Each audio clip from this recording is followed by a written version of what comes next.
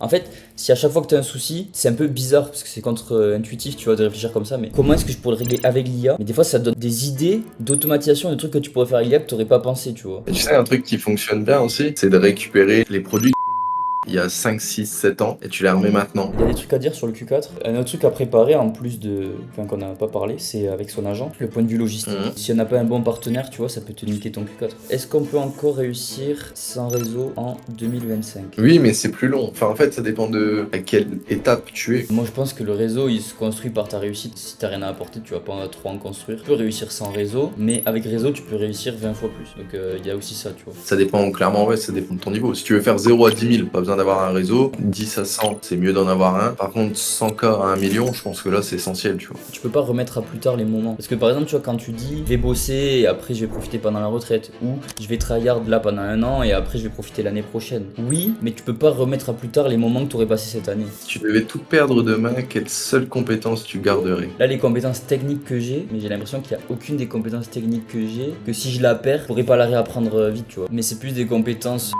que j'ai acquis, que ça m'a pris plus de temps et que j'aimerais garder, tu vois, si je dois reprendre de zéro, je pense que c'est ce qui m'aiderait le plus, moi, perso. Moi, le truc de savoir que j'allais jamais bosser pour quelqu'un, je l'ai depuis longtemps. En dessous de 3000, j'avais. Après, j'ai eu 8000. Et là, en ce moment, je sais que c'est chaud. Ça m'étonnerait que je redescende en dessous par mois, tu vois.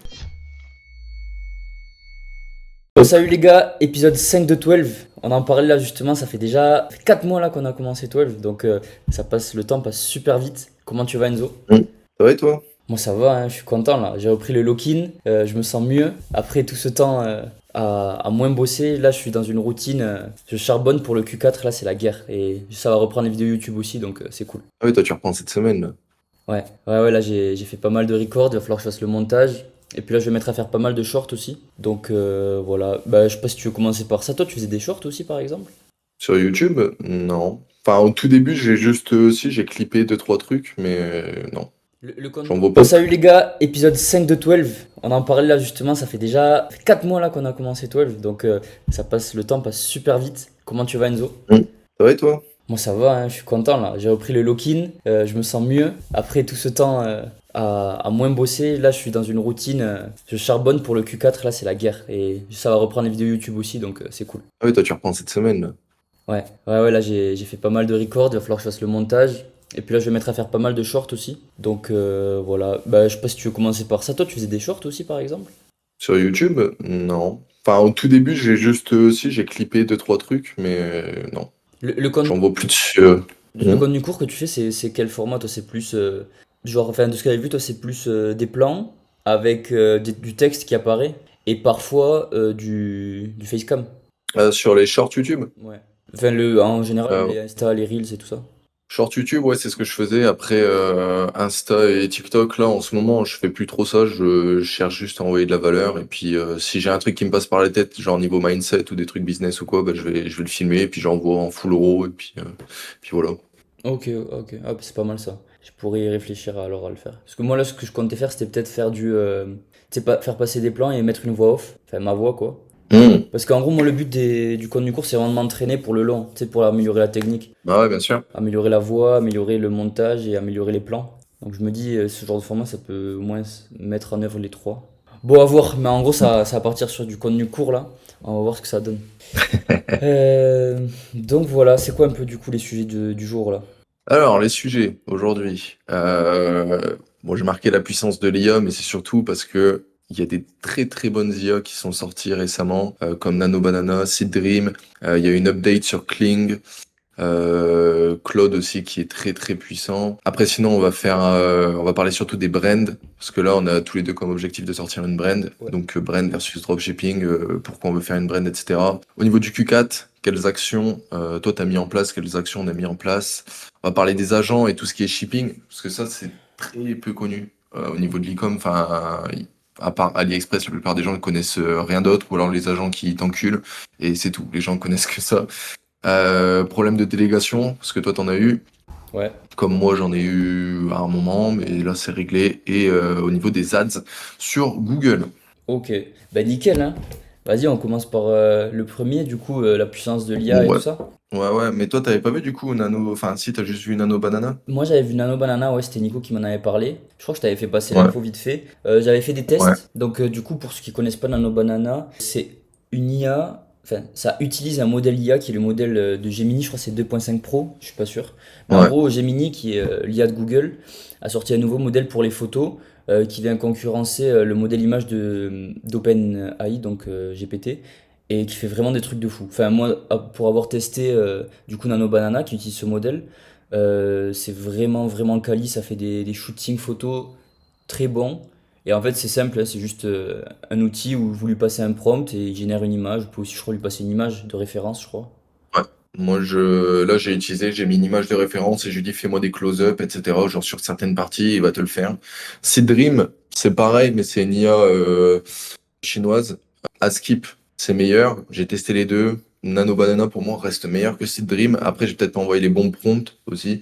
Et Seed Dream, c'est fait par CapCut. C'est ça. Et je sais pas si t'as vu aussi, il y a Sora 2 qui est sorti, le truc de génération de vidéos d'OpenAI. Par contre, ça, c'est vraiment fort parce que ça se voit pas du tout que c'est de l'IA. Ouais, ouais, ouais, j'ai vu. Bah, déjà, Euh, pour les images, c'est la qualité, c'est une folie. Enfin, moi, mon pote, il m'a envoyé des. En gros, il se baladait, tu vois, il a acheté une canette, par exemple, une canette de Coca. Il prenait la photo, il ouais. disait ouais, fais-moi un shooting pour une pub ou quoi, mais mec, ça lui faisait une photo. Et après, Ah il disait ouais, par non, mais exemple, c'est des trucs rajoute-moi de des ouf. gouttes d'eau, tu sais, pour avoir de la fraîcheur. Enfin, ça faisait vraiment une qualité studio. Et puis pour la vidéo, j'ai vu Oussama Hamar qui en parlait dans le dernier Sans Permission. Apparemment, il avait délégué toute sa création de contenu avec un gros modèle IA qu'il avait fait. En gros, il utilise l'IA avec des bases de données de ses propres vidéos qu'il a entraînées, tu vois. Et Hmm. il utilise après une IA de génération de vidéo pour créer sa propre création de contenu, je crois, si j'ai bien compris. Donc, Ouais, moi j'ai vu un mec qui a développé un SaaS comme ça. Et en gros, enfin, tu peux pas payer genre en MRR, juste c'est un truc en one shot, genre c'est un gros, t'as un truc d'installation, t'as même pas les prix, donc je pense que c'est du high ticket. Et en gros, c'est après du MRR. Juste en gros, t'envoies plein de vidéos, ils vont entraîner l'IA. Et en fait, toute la création de contenu, après, bah, comme lui il a fait, bah, en fait, c'est une IA qui te l'a fait. Et ça, c'est vraiment smart parce que ça, tu décorrèles grave ton temps de ta création de contenu. Et ça, c'est un levier de fou par contre. ouais, c'est un projet que j'avais, je sais pas si tu te souviens, mais vu que mon objectif c'est de faire des SaaS qui me servent à moi et puis ensuite les mettre à disposition de nos communautés, vu que nous on fait de la création de contenu et que c'était chiant de faire tout ce qui est post et tout, c'est sûrement quelque chose qui va arriver aussi, tu vois. Surtout maintenant Ah ouais. qu'on reprend ça un peu plus de manière un peu plus intense. Ouais, ouais, ouais, bien sûr. Mais putain, moi j'ai eu du coup, en fait là j'ai utilisé Nano Banana Ouais. pour créer du coup des images. Et en fait, si tu combines Nano Banana et Kling qui est une IA pour faire des vidéos en gros, tu fais plein de photos avec Nano Banana. Sauf que Nano Banana, c'est archi réel. Kling, tu l'utilises pour faire les transitions, etc., pour faire animer tes vidéos. Si tu fais de la ads sur Facebook, tu combines les deux. T'as une ads de bâtard. Mais moi, c'est surtout pour faire genre des vidéos, mon histoire, ou alors des VSL ou des trucs comme ça. Genre en retargeting sur Google, genre pour YouTube, par exemple. Hmm. Ça s'y prête bien, tu vois. Et j'ai vu ça passer, mais de base, c'était vraiment pas pour de l'e-com. Et ça m'a donné vraiment l'idée. Genre, en fait, c'est un mec qui fait des pubs pour des marques. Enfin, en fait, il recrée des pubs, etc. Genre, moi, j'ai vu sur des paires de chaussures pour le basket, etc. Et ça m'a donné des idées de fou. Vraiment de fou. Et je me dis, tu combines ça au niveau de l'e-com, c'est un truc de ouf. Comment c'est. En plus, genre, la barrière à l'entrée, elle est minime, hein. Vraiment, elle est minime de fou, pardon. Donc, c'est incroyable. Franchement, là, j'ai des idées de fou pour ça. Je te montrerai deux, trois trucs à faire. Ouais, ouais, mais de toute façon, tu peux tout faire avec l'IA. Moi, je me souviens déjà, c'était il y a quelques mois, les mecs ils faisaient des ads en mode, je sais plus comment on dit ça, mais tu sais, quand tu te filmes après avoir reçu le produit là. UGC. Voilà, UGC. Et en gros, c'était tout fait avec l'IA. Tu sais, ils prenaient une meuf d'un TikTok, ils changeaient la tête avec Ouais. l'IA pour pas se Mais prendre ça se une voyait, tête. je trouve, à l'époque, hein. Ça se voyait un peu, mais il y en avait certaines qui étaient bien faites quand même. Et après, tu sais, ils foutaient un Eleven Labs avec la voix et tout, et au final, ça faisait des pubs en 3 secondes en soi. Et Ouais, maintenant, ouais, vu la vitesse à laquelle ça évolue, bientôt on va plus voir la différence. Moi, souvent, je vois des reels, on m'envoie des reels et tout, la personne, et même moi, on n'avait pas capté que c'était de l'IA, tu vois. On se tape une barre dessus, on n'a pas ouais, capté que genre c'était de avec l'IA. Sora. Ouais, ouais, ouais.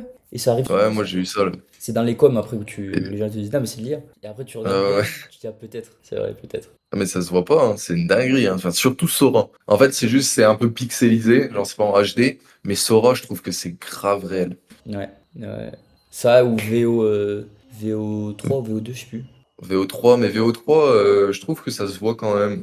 Il y a un petit truc, genre, je sais pas comment expliquer, ça se voit quand même que c'est de l'IA. Ouais. Tu vois, c'est pas archi fluide ou quoi. Ouais, ouais, c'est possible. Mais en tout cas, c'est sûr que déjà, c'était une folie il y a quelques mois pour le business. Mm. Là, c'est encore pire. Et en vrai, c'est comme tout, tu vois. Il suffit d'être créatif, de réfléchir, de... En fait, si à chaque fois que tu as un souci, c'est un peu bizarre parce que c'est contre-intuitif, tu vois, de réfléchir comme ça. Mais... Parce que, tu sais, les profs, ils nous ont toujours dit, réfléchis par toi-même avant d'aller chercher sur Google et tout. Mais en vrai, si dès que tu as un souci, avant de réfléchir et comment tu vas le régler, tu te dis, comment est-ce que je pourrais le régler avec l'IA? Mais des fois, ça donne des idées d'automatisation, de trucs que tu pourrais faire avec l'IA que tu n'aurais pas pensé, tu vois. Et c'est trop puissant. Moi, je l'ai vu parce que les gens, ils ont pas le réflexe de demander à ChatGPT, par exemple, tu vois, pour le moindre truc. Alors que, Ouais, ChatGPT ou alors Google. genre moi, par exemple, tu vois, tu vois, j'ai aménagé, je savais pas comment fonctionnait la machine à laver, truc. Tu demandes à ChatGPT, Oh, ça va c'est encore pareil. plus vite. Non, mais en fait, les gens, ils ont pas le réflexe directement de penser à ça, Euh, alors que maintenant, c'est la source d'information la plus rapide et la plus facile à utiliser, tu vois, plus que YouTube ou quoi que ce soit. Donc, je pense il faut essayer de penser direct à comment est-ce que je peux résoudre un problème avec l'IA. Connaître un peu tous les IA parce que si tu sais que tu peux faire de la voix, de l'image, de la vidéo, tu auras plus d'idées, tu vois, quand tu auras un souci. Donc voilà. ouais, ouais, je suis d'accord. Mais putain, attends, tu me fais penser à un truc. T'as eu un problème avec ta machine à laver, t'as regardé avec ChatGPT, moi c'était avec enfin, chaudière et aussi le thermostat au gros. Direct, t'envoies une photo, Ouais, ChatGPT, il te résout. C'est exactement. Moi, je fais ça pour tout maintenant. Dès que j'ai un ça me souci, je sais pas fume de trop rire. comment le. Bah ouais, ça marche trop bien. C'est trop fort. Franchement, Ouais. c'est trop fort. Mais dans tout en plus. Vraiment dans tout. C'est- Après, ChatGPT, c'est plus pour la vie de tous les jours, je trouve. Moi, je suis passé sur Claude là récemment pour faire des textes ou des trucs comme ça, et moi je trouve que Claude, Ouais, mais tu sais, c'est. moi ça je le dis depuis longtemps, hein. Claude, ça. Hmm. Parce que bon, encore, tu vois, GPT, ils ont sorti des nouveaux modèles et tout. Et d'ailleurs, faut savoir, les nouveaux modèles qui sortent, c'est pas forcément toujours de la meilleure qualité, hein. Par exemple, tu vois, avec GPT-5, en fait, ce qu'ils ont fait, c'est le rendre plus Un con. mix. C'est un peu le rendre plus con pour avoir moins de coûts. Parce que, enfin, c'est un peu le même principe que, par exemple, Shein ou ce genre de shop ou Temu et tout. Tu vois, en gros, ils ont une stratégie ils veulent se positionner sur un marché. Du coup, ils Hmm. ont des prix super attractifs et ils sont souvent en perte jusqu'à qu'ils dominent le marché et après ils augmentent les prix. Ben, OpenAI, c'est pareil, tu vois. Je crois qu'ils sont toujours pas rentables. Et s'ils sont rentables, c'est depuis pas longtemps, tu vois. Depuis que ça a été créé, c'est pas rentable. C'est parce qu'ils Ah veulent ouais. faire de la domination de marché et après, tu vois, baisser les prix. Et ils se sont rendus compte que, ben, justement, il allait falloir commencer à soit baisser les prix, soit réduire les tokens qu'ils utilisent, qu'utilisent les utilisateurs pour être plus rentables. Et c'est un peu ce qu'ils ont fait avec GPT-5. Donc, il faut vraiment regarder des vidéos d'Américains experts dans le domaine ou même des benchmarks quand il y a un modèle qui sort. Parce que c'est pas forcément mieux quand c'est nouveau. Donc voilà. Et après, ouais, pour la qualité de la génération de texte quand tu fais la rédaction, pour du code, de plein de trucs, parce que moi c'est un modèle que j'utilise dans Shopifast aussi, tu vois. Claude, c'est plus cher, ça c'est vrai, c'est bien plus cher, mais c'est très Ouais. puissant. C'est très Au très niveau puissant. du code, c'est tellement plus puissant que ChatGPT. Genre, moi, pour des petits trucs de merde dans les thèmes, tu vois, genre, des fois, je vais recoder ou quoi le thème. ChatGPT, tu mettais 3 heures, Claude, il te le trouve en 2 secondes, hein. Franchement, c'est trop puissant. Bah ouais, bah les Et même devs, si tu veux le faire des sections personnalisées, genre ouais. Claude, c'est trop fort. Les devs le savent, hein. Nous on a Cursor, Mm. c'est une sorte d'éditeur de texte IA, on va dire. Et tu peux choisir ton modèle qui va t'aider, il fait de l'autocomplétion et tout ça. Tout le monde connecte avec Claude, hein. Tout le monde. Ah, moi, je suis pas dev. Ouais, mais voilà, c'est pour te dire, c'est vraiment ce qui marche le mieux. Et après, moi, tu vois, j'ai testé beaucoup de modèles pour le SEO. C'est ce qui me donnait les meilleurs résultats. C'est pour ça que Shopifast, il est connecté à plein de modèles. Genre, il y a des modèles de GPT qui sont accessibles uniquement via API, qui sont pas accessibles, tu vois, sur la plateforme que tout le monde a. Il y a des modèles de Claude, j'ai testé avec du Gemini aussi. Et en gros, chaque modèle, il va te faire une partie du travail, la partie sur laquelle il est le plus fort, on va dire. Et les parties les plus complexes, souvent, c'est Claude qui s'en occupe, hein, parce que... Et c'est pour ça que ça me coûte plus cher, tu vois, en coût API aussi, mais que le résultat, il est bien meilleur que ben, d'autres concurrents qu'on avait vus, quoi. Ouais. Donc Ah, voilà. putain, le truc full ChatGPT, là, dégueulasse, ouais. Bah oui, oui. Bah en fait, c'est ce qui rend le plus naturel, on va dire. Ouais. Et ça rank. Et ça rank. Achetez Shopifast, les gars. Ouais, acheter Shopifast. Mais d'ailleurs, en parlant de Shopify, on peut parler vite fait du petit souci que j'ai eu là, Ouais. avec les faux comptes. Bon, j'en ai parlé vite fait dans la vidéo qui va arriver là, sur ma chaîne. Je sais pas si elle va sortir avant ou après. Je crois qu'elle va sortir avant ce podcast. Mais il y a un truc que j'avais pas réfléchi, tu vois. Mais quand tu fais un produit, en fait, quand tu es en dev, on te dit toujours, tu sais, quand tu fais tes études, essaye de faire ton logiciel en réfléchissant à ce que l'utilisateur, c'est un gamin de 3 ans, tu vois. Genre, il est con. Il faut vraiment le guider maximum, tu vois. Et après, moi, un autre truc auquel j'avais pas pensé, c'est réfléchir aussi à ce qu'en plus que ce soit un gamin de 3 ans, il va essayer de te niquer de toutes les manières possibles, tu vois. Et ça j'avais moins réfléchi puisque moi j'ai le bon soupçon, tu vois. Je pense pas trop que les gens ils pensent à mal à chaque fois. Résultat, je regardais de temps en temps, tu vois, mes inscriptions sur Shopify, j'avais des centaines d'inscriptions, j'avais 400, 500, 600 comptes et je me disais putain, ça marche de fou, tu vois. Et après, je me suis rendu compte que j'avais peut-être 300, ben, moins la moitié, tu vois, j'avais 300-400 comptes qui étaient des comptes, faux comptes. Parce qu'en fait, vu que je donnais des crédits gratuits à l'inscription, sans carte de crédit en plus, donc c'est super facile, tu vois. Genre, t'arrives, tu crées ton compte et t'as tes crédits. Il y avait énormément de personnes qui faisaient des comptes, utilisaient le crédit, refaisaient des comptes avec des emails temporaires, des trucs comme ça. Donc du coup, tu vois, j'ai dû régler le souci. Mais je me suis rendu compte quand même que. Bon, déjà, j'ai réglé le souci, ils ont trouvé d'autres manières de continuer à le faire. Tu vois, les mecs, ils veulent vraiment gratter au dernier crédit. Bon, maintenant, j'ai plus de problème, tu vois, j'ai réglé le problème. Mais c'est dingue quand même, faut vraiment faire gaffe, parce que moi, c'était des centaines de crédits en vrai qui avaient été utilisés, peut-être 400-500 crédits, hein, en réalité, avec ces faux comptes. Ouais. Et Donc, ça te nique la rentable, quoi. bah, ça nique la renta, et puis en plus, tu te doutes pas que les gens, ils vont, ils vont essayer de te niquer. Ouais, t'es ouf. Je suis le premier à le faire sur des trucs. Ah ouais, mais c'est pour ça quand tu fais un produit, mais même sur de l'e-com, hein, c'est comme toi, tu vois, dans la fashion, quand tu fais un site en fashion, tu peux avoir des fois des chargebacks parce que les mecs, soit ils essayent les produits, ils te renvoient ceux qui leur plaisent pas et du coup tu te fais niquer. Attends, je vais juste enlever la Ouais. sonnerie. Soit directement ils essayent de te faire des litiges pour garder le truc gratuit. C'est comme sur Uber Eats là. Tu connais pas le Sur scam? Uber Eats, tu peux faire ça. Mais Bah moi, si. j'avais pas Uber Eats, gros, j'étais en campagne. Ah ouais. Sur Uber Eats et Valide. tout, il y en a plein, ils font le scam là. Genre, ils commandent à manger, ils disent que, je sais pas, ils mouillent la poche, ils disent que le produit il arrive Ah, trempé, ou ils disent qu'ils sont tombés malades pendant la nuit, tu sais, et ils se font refund. ah, ok, mais ça fait comme Zalando, genre il y en a plein qui, enfin Zalando, Amazon, tout ça. Juste les mecs ils vont commander, puis ils vont faire un chargeback, ou alors ils disent qu'ils ont pas reçu, ou des trucs comme ça, Sur quoi. Amazon, tu sais, Ça marche. les mecs qui commandaient des iPhones en locker, Amazon, et qui disaient qu'il avait pas Ah ouais? reçu. Bah ouais. Et ils disaient, bah, je connais des gens qui l'ont fait, ouais. Et en fait, tu peux, comment dire, toi, tu vas toujours réfléchir à comment t'en sortir le mieux dans la vie, pour le dire comme ça. Tu vas Ouais, ouais. essayer des fois de trouver des entourloupes, voilà. Mais en fait, les gens, ils vont le faire aussi pour toi. Et donc, du coup, dès que tu vas créer un prod, il faut réfléchir à se protéger d'entrée à ça, tu vois. Mais c'est un truc, Mhm. quand c'est ton premier produit, tu t'y penses pas. Et après, c'est comme ça que t'apprends, quoi. Ouais. Mais le truc de commander plusieurs produits, ça dépend des marchés, au niveau de la fashion. Oui, Parce c'est qu'en France, ils culturel. font pas. En France, ils le font pas. Par contre, sur le marché allemand où j'étais il y a encore 2 semaines, eux, ils le font. Sauf que eux, ils ont une bonne méthode, c'est que pour demander un retour, ils te charge back direct. Donc, c'est pour ça que j'ai perdu le shop. Ça me fait un peu chier, quoi. Ouais, les Mais mecs, bon, ils cherchent pas à comprendre, quoi. ouais, ouais, ouais, mais juste, ils charge back. Et puis, en fait, j'en ai eu, genre, sur une semaine, je prends 15 chargebacks. Et sur les 15, il y en a 13 qui charge back juste pour retour, j'ai pas de mail. Et il y en a que 2 qui charge back. Et juste après, ils demandent le retour par mail. Et C'est, Chargeflow, ça t'a pas aidé? si, j'en ai récupéré, mais en fait, au niveau de Shopify, tu prends les chargebacks, tu prends les chargebacks, hein, que tu les récupères ou pas. Dans tous les cas, j'ai pris le ban direct. Ouais, parce Parce que que j'en ai ça. pris, en fait, j'ai pris sous 5 jours 15 chargebacks d'un coup sur un shop qui faisait entre 800 et 1 k day, et ça l'a fait sauter direct. Ouais, bah, c'est le Shopify Payment qui saute. Ah oui, je peux reconnecter un Stripe si c'est ça, mais. Ah, mais tu vois, c'est le problème du Shopify Payment, quoi. C'est que du coup, tu peux même te faire ban peut-être ton Shopify à cause de ça. Bah ouais, mais en fait, c'est parce que là, vu que je suis sur le marché allemand, il me fallait un PayPal, et moi, PayPal, quand je fais vraiment un PayPal, ça saute dans tous les cas. Ouais, ouais, moi c'est pareil, ça sautait à chaque fois. Mais Donc, marché allemand, t'es obligé d'avoir PayPal.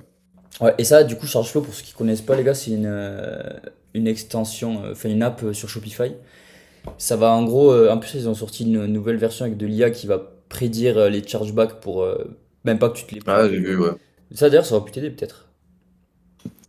Bah ouais, mais après là j'ai vu Chargeflow, ils en ont récupéré la moitié au moins des chargebacks. Ouais, Donc c'est ça. ça En c'est gros, cool. Chargeflow, ils vont récupérer tes chargebacks, donc en gros tes litiges, et ils vont prendre une com dessus. Donc voilà. Donc en fait, ça vous coûte pas. Vous n'avez pas à payer d'entrée, c'est plus une commission, sauf Ouais, qu'ils vous récupèrent.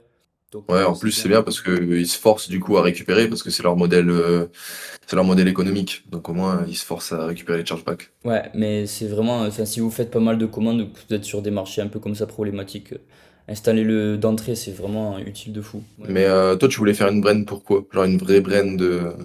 Pourquoi? Parce que moi, c'est plus stratégique et aussi parce que enfin, par envie juste, parce que j'ai envie de faire ça. Mais stratégique parce que, en gros, tu vois, tu te mets des objectifs. Imaginons que ton objectif, c'est de faire 10K par mois. Tu vas Hmm. faire des trucs qui vont te mener à 10K par mois, tu vois. Ouais, Et ouais. moi, c'est la première année là que j'ai eu sur le business, je me suis mis à fond. Mon objectif, c'était surtout de vivre du business, donc c'était pas quelque chose d'énorme. Donc la stratégie que j'avais, du coup de SEO plus SIA plus pérenne et tout, c'était parfait parce que ça me permettait d'avoir une bonne renta sur des boutiques pérennes et quelques milliers d'euros pour vivre bien, tu vois, par mois. Là, en 2026, j'ai pour objectif de mettre des objectifs bien plus gros. Et si je veux des objectifs bien plus gros, il va me falloir une stratégie en adéquation, tu vois, avec mes objectifs. Et je sais qu'avec une brand, tu peux aller bien plus loin. Donc ça, c'est une des raisons. Après, c'est aussi une question de focus. C'est cool d'avoir plein de sources de revenus et plein de shops et tout, mais ça disperse le focus et le fait de avoir une grosse entité qui prend, tu vois, 80% de ton focus, ça, je pense que ça va me permettre d'aller plus loin. Et voilà, la troisième, c'est plus par envie. J'ai envie de créer vraiment un produit et puis qui va me permettre de tester de nouvelles choses, des nouvelles régies publicitaires, des nouvelles stratégies marketing et des nouvelles offres et des trucs comme ça, tu vois. Donc, c'est un peu pour toutes ces raisons que à partir du Q1 là, 2026, je me mets sur une brand. Et toi? Ok, ok. Moi, c'est parce que je suis du même avis que quand sur un seul truc, tu vas plus loin. Et moi, je suis trop En fait, ça va me forcer aussi à changer d'état d'esprit et tout, parce que moi, je suis trop à vouloir construire plein de trucs, sans améliorer forcément les anciens. En fait, j'aime bien tout le temps restart à zéro. Et ça, c'est Euh, un problème que j'avais quand j'étais plus jeune, quand je jouais aux jeux vidéo, et ça se retransmet dans le business. C'est ça qui est ouais. marrant. Et genre, tout le temps, restart un truc, et du coup, et je le sais en plus au fond de moi que si je reste que sur un seul truc, je mets toute mon énergie, et je vais aller 30 fois plus loin que là actuellement. Donc c'est surtout pour ça, et surtout d'un point de vue aussi entre guillemets fierté. Genre entre guillemets genre tu te dis ok j'ai construit un vrai truc plutôt que j'ai construit un shop e-com en drop. Tu vois, c'est pas la même fierté entre les deux. C'est surtout pour ça. Et moi je vise aussi la valorisation. Et une valo avec un shop e-com en drop, c'est pas la même qu'un shop e-com marque. Et juste c'est une question de long terme quoi. Moi j'ai pas pour objectif de taffer toute ma vie. Moi, je veux juste prendre un truc, le monter archi haut et après prendre un exit. Et voilà. Et pour moi, la meilleure manière de faire ça, c'est de construire une brand. Ouais, parce que quand t'as une brand, t'as une présence sur les réseaux et tout ça, ça augmente ta valo aussi. Ouais, ouais, ouais, bien sûr. Après, tu peux faire ça avec un drop plus classique, mais du coup, ça devient une brand hein, en soi. Imaginons, Ouais, si nous on avait n'importe quel de nos shops qui marchait bien, t'en fais plus d'organique, tu vois, tu fais un contestant, n'importe en soi, tu poses ta marque sur ton. Certes, c'est pas pareil, parce que t'as des 300 produits, mais hmm. c'est ta brand aussi, tu vois. Donc, Euh, mais là, toi, ta brand, c'est ça, tu vas faire un monoproduit? non, moi je pense que ça va être une, euh, une brand sur une petite niche, mais genre ça va être quelques produits, tu vois. Peut-être une dizaine Ok. de Et produits. tu veux starter en SEO, SEO ou Facebook Ads direct? Très sincèrement, je sais pas trop encore ce que je vais faire. Je vais sûrement, j'avais pris la format du 8 Lab là pour cette strat Hmm. là. Je vais sûrement regarder un peu avec mes connaissances et un peu avec ce qu'ils disent eux. Mais de toute façon, j'ai pas envie de me prendre la tête. Moi, ce que j'ai réfléchi déjà pour le moment, c'est j'ai envie de prendre un truc qui marche déjà et tester des angles différents, marketing. Et voilà, parce que pour moi, ça marche toujours, tu vois. Ouais, bah ça fonctionnera toujours. Bah ouais, c'est comme j'écoutais, tu vois, le podcast là, enfin un podcast aujourd'hui, tu vois, il disait tu peux encore faire marcher les vestes chauffantes, tu vois, en hiver et les climatiseurs en été. Fonctionnera Et ça toujours. marchera Et tu sais, toujours. un truc qui fonctionne bien aussi, c'est de récupérer les produits qui étaient winners il y a 5 6 7 ans et tu les remets maintenant. Parce qu'en fait, c'est des produits winners qui existaient bien avant, tout le monde les a oubliés, tu les remets maintenant, ils refonctionnent. Ouais, ouais, c'est clair. C'est clair, c'est Tout le clair. temps. C'est juste une question. En fait, ce qui évolue, c'est le marketing et les régies et la manière de vendre. Mais en soi, tu Ouais. peux toujours vendre la même chose, tu vois. Et au moins, si tu sais qu'un produit il se vend, ça te fait déjà ça de valider, on va dire.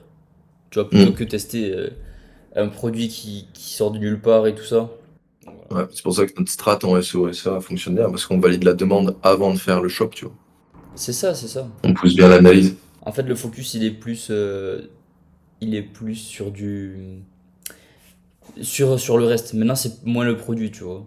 C'est Mm. plus tout ce qui est marketing et Ah, tout. c'est clairement l'angle marketing, c'est plus du tout le produit.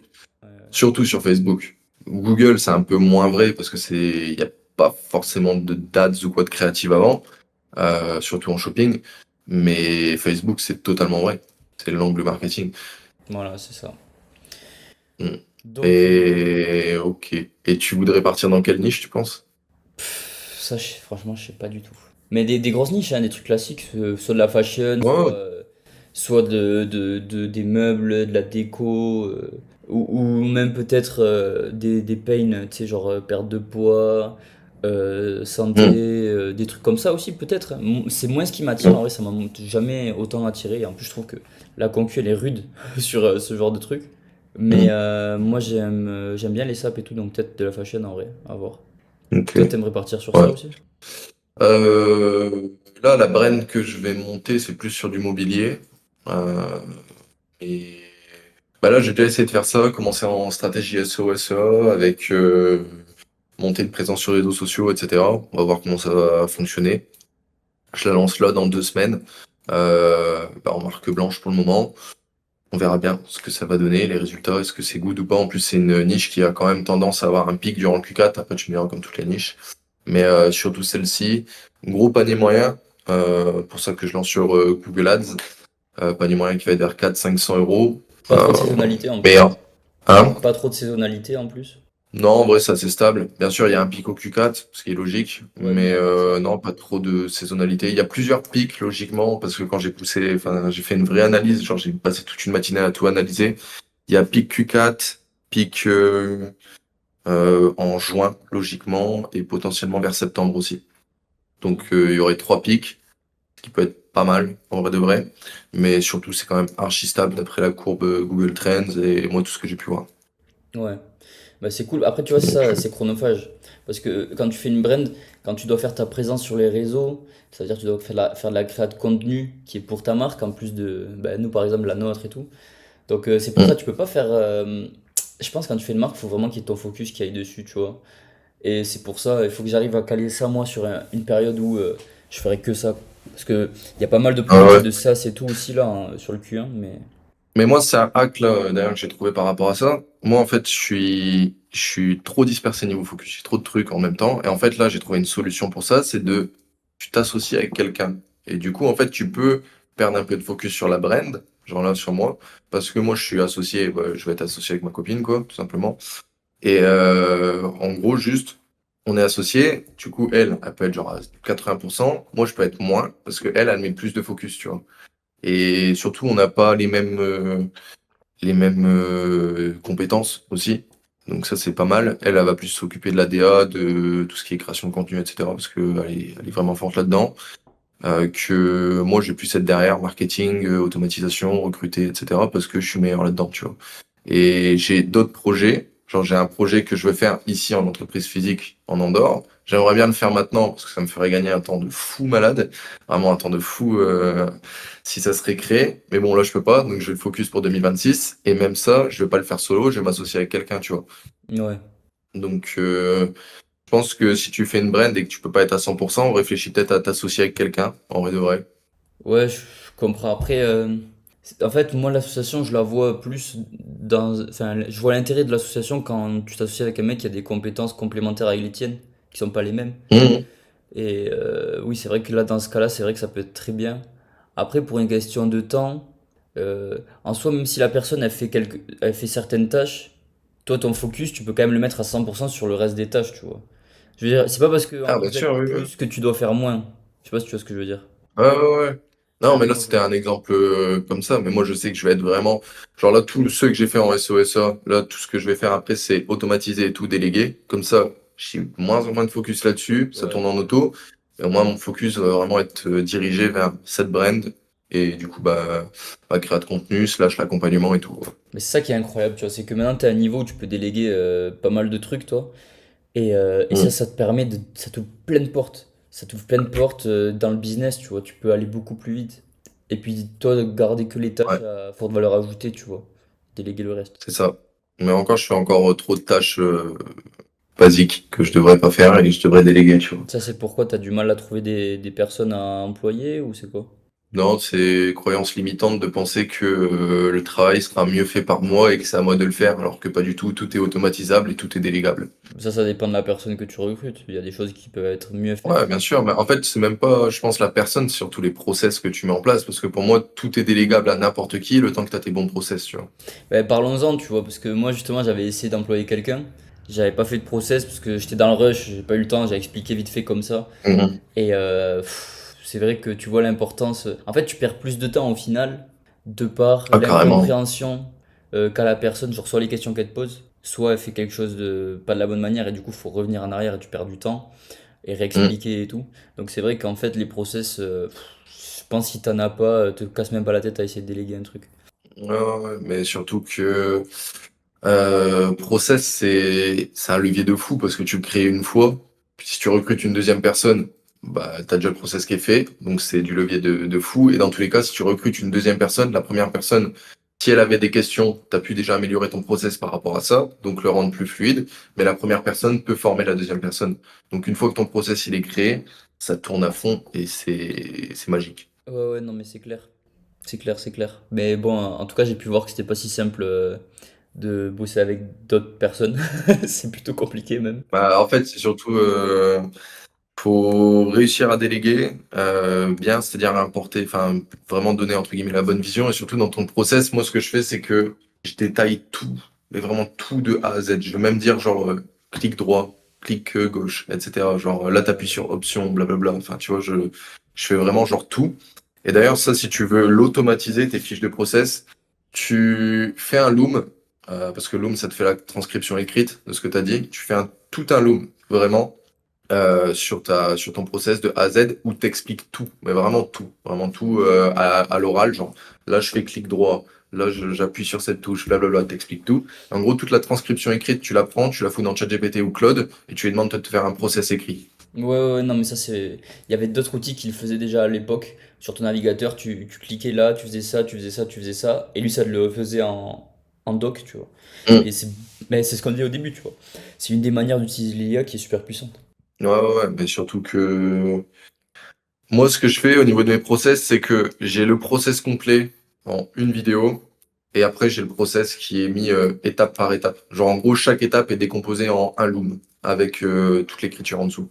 Ouais, ok. Bah putain, j'avais vu un peu pour la strat du job qu'on devait faire ensemble là.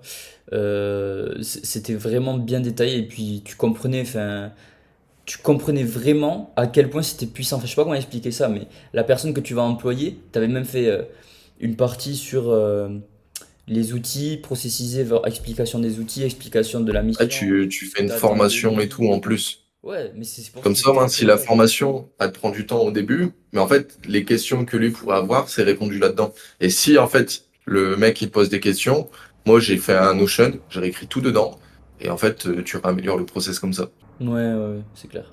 Après, ça va dépendre aussi de qui t'embauche, parce que des fois, t'emploies des personnes, elles sont pas autonomes. Et du coup, Hmm. même si tu lui mets un process, il va quand même te poser la question. Mais bon, je pense que ça, c'est juste des personnes, il faut pas les employer, quoi. Ça, c'est juste, ça se filtre quand tu recrutes. Ça, c'est juste filtré. Moi, ce que je fais pour recruter, là, au niveau des intégrateurs produits et tout, c'est que j'ai été sur Upwork, j'ai mis un lien externe vers Discord. Alors normalement, t'as pas le droit, donc je me suis pris un ban. Mais bref, j'ai récupéré quand même 40 à 50 personnes dessus, sur le Discord. Ouais. Et en gros, il y a le premier filtre qui a été effectué, c'est les mecs, quand ils rentrent, ils doivent écrire un mot. Donc moi, j'ai mis banane, parce que j'ai vu, c'est Gabriel Dubois qui faisait ça. Donc je fais ça. Déjà, il y a le premier filtre qui est fait. Genre les mecs qui rejoignaient, qui mettaient pas banane, bah tu les dégages, parce qu'ils savent pas lire une consigne, déjà.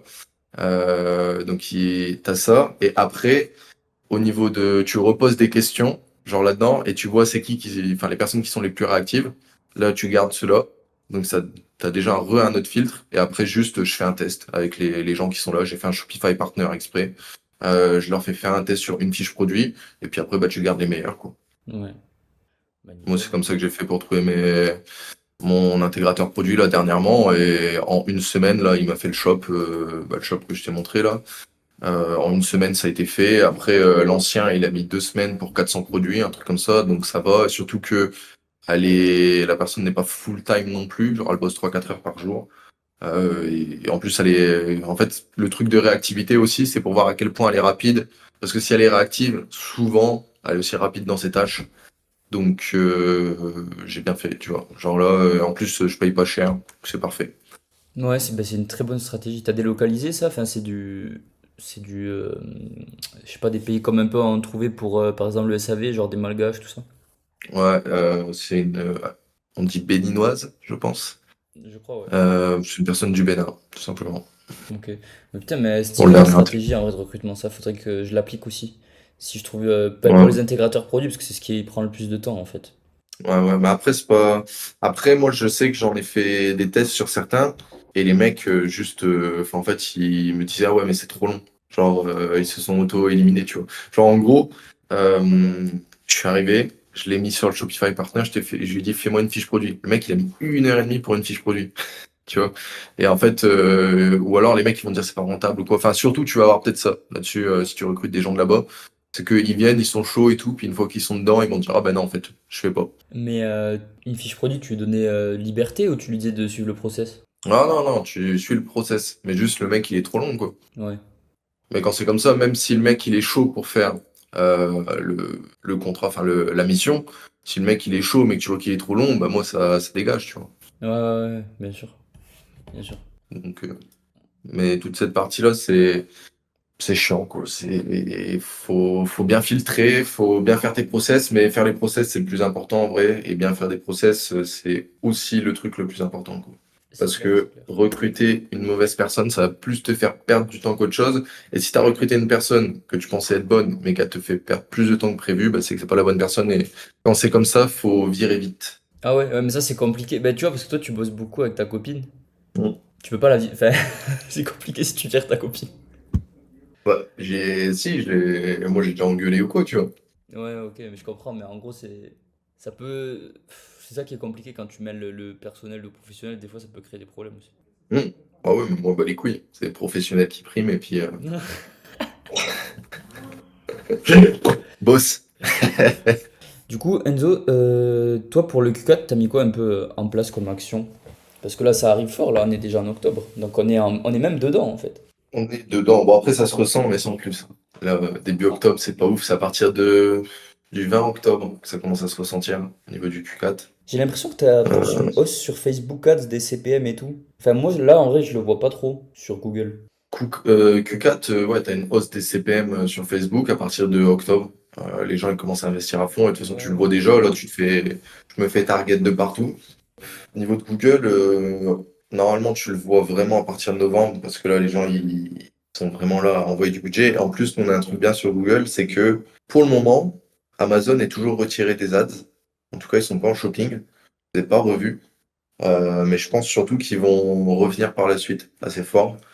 Donc là, pour le moment, il n'y a encore rien. Donc ça fait qu'on a une diminution des CPC. Moi, je le vois. J'ai gagné 3-4 centimes sur certaines niches, en vrai. Donc ça, c'est pas mal. Mais sinon, action mise en place, bah déjà, ce que tu peux faire, c'est que tu crées déjà tes shops pour le Q4. Donc, c'est-à-dire, tu sais, tu fais déjà les thèmes pour le Q4. C'est Ouais. tes thèmes de boutique, genre avec les bonnes photos, etc., les bonnes bannières de promotion. Ça te fait gagner un temps de fou. Ça, c'est déjà fait sur la plupart de mes shops. J'en ai juste deux qui doivent être faits.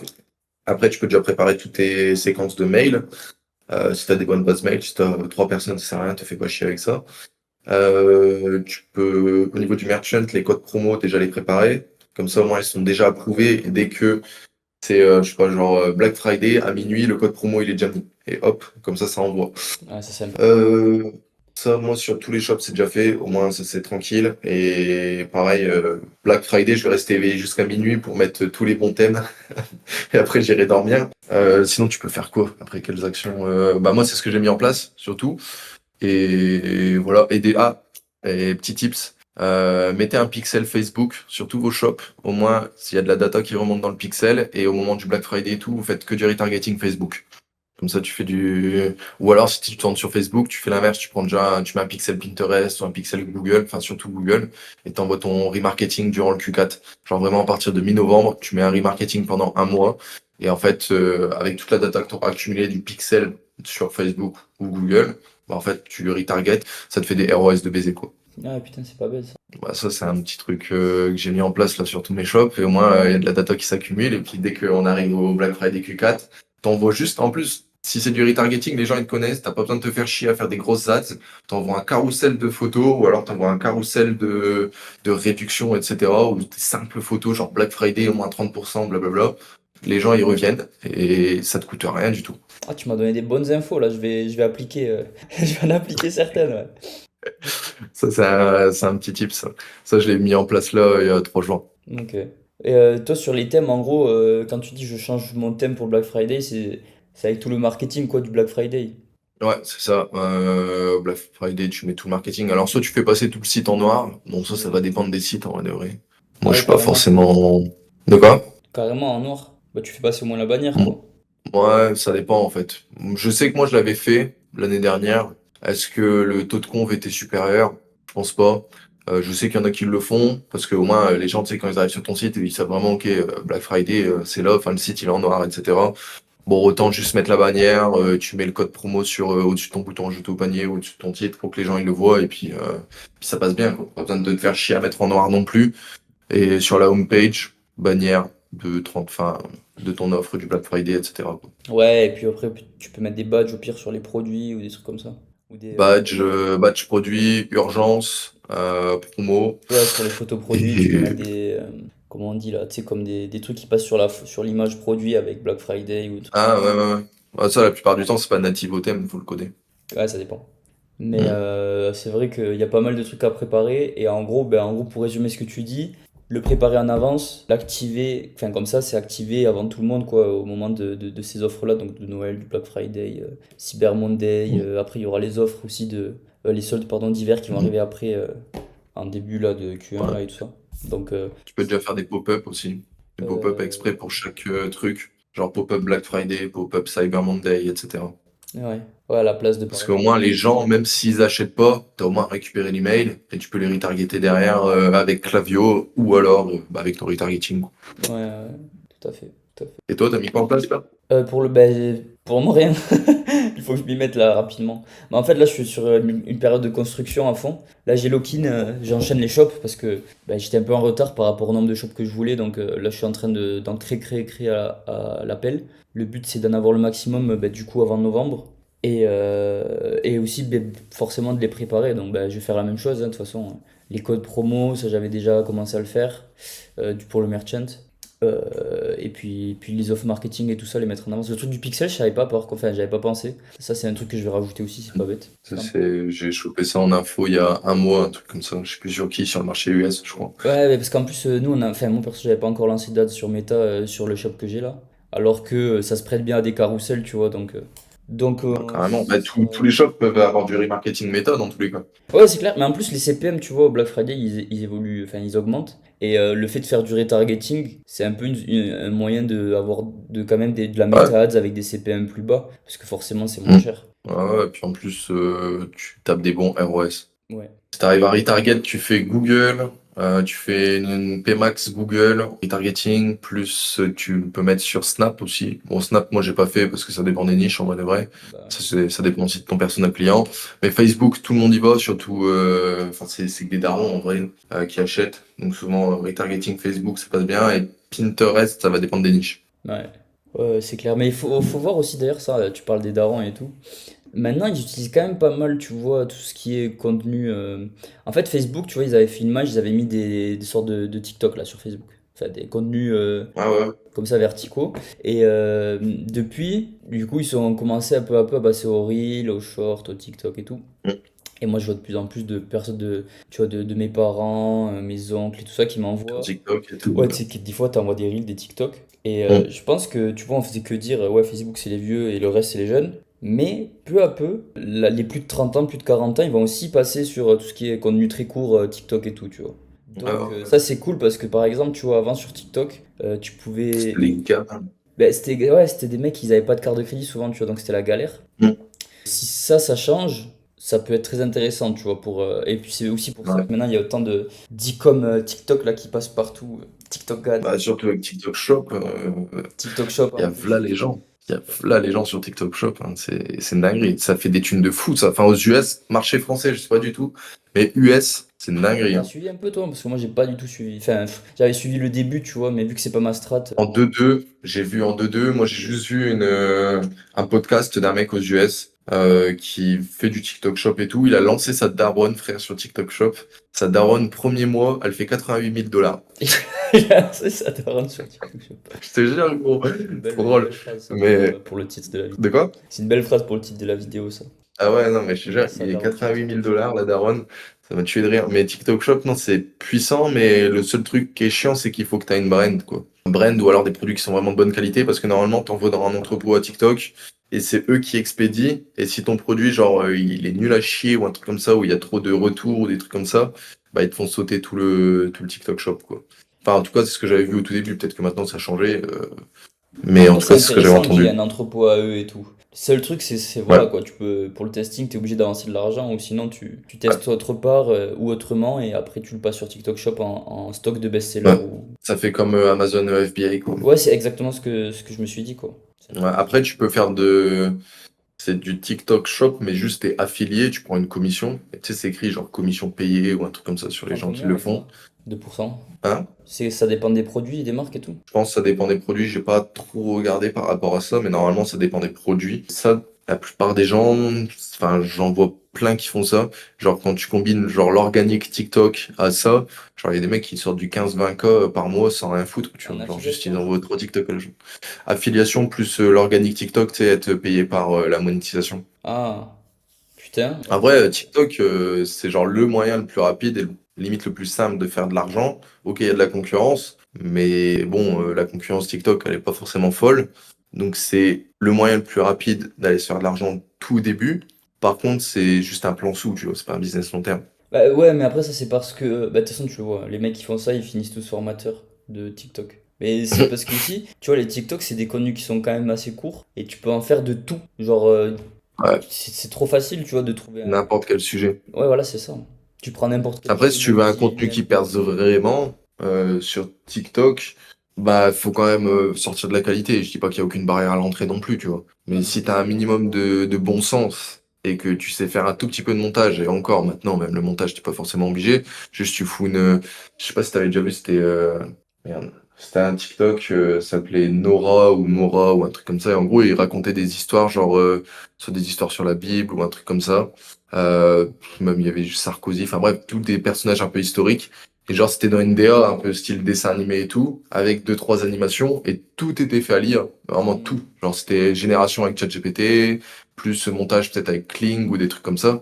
Et juste, en fait, le seul truc maintenant qui va déterminer si oui ou non tu vas réussir, je pense dans les prochaines années, c'est à quel point tu es créatif. Ouais, bah de toute façon, c'est important d'être créatif et proactif, tu vas essayer de trouver... parce que des fois t'es pas créatif, mais tu peux faire la recherche pour avoir des idées, tu vois, au fur et à mesure Mm. et quand même... En fait, c'est essayer de produire et de créer du contenu qui est important. Après, il faut faire gaffe avec TikTok, tu vois, parce que justement, pour ce que tu dis de l'IA, je sais qu'ils bloquaient de plus en plus l'IA, tu vois, genre les voix IA, les contenus créés avec Ouais. l'IA, ils te les démonétisaient de plus en plus. Et même les RPM, ils baissent peu à peu. Donc pour moi, c'est encore intéressant, tu vois, tu peux toujours faire du cash. Après avoir, Oh, clairement. avec le temps, je pense pas qu'ils vont supprimer ça, parce que c'est un truc Non, qui a fait aussi que ça TikTok fonctionne de marche bien, fou. tu vois, c'est qu'ils ont une bonne... ils payent bien, ils payent. Ouais, ouais, ils payent bien. Mais ouais, TRPM, ils peuvent vite descendre. Moi, sur le TikTok organique que j'avais fait à l'époque, j'étais passé d'un RPM à genre 80 centimes, et en l'espace de 2 mois, je suis passé à 3 centimes. Ah ouais. Donc, bah, en fait, ouais, mais c'est juste. Normalement, le RPM, quand il baisse, c'est parce que tu fais tout le temps le même contenu, et enfin, c'est que du recyclage, et puis au bout d'un moment, bah, voilà, t'as le RPM qui baisse, quoi. Ouais. Bah, en fait, le truc, Normalement, c'est que c'est eux, ils ça. font ce qu'ils veulent, tu dépends de eux, quoi. C'est pas comme. Bon, après, Ah, tu vas toujours dépendre de quelqu'un, c'est sûr. Si tu lances des shops, tu dépends des régies, tu dépends de Shopify et tout, tu vois. Mais là, mm. pour le coup, c'est eux qui te payent, donc c'est pire encore.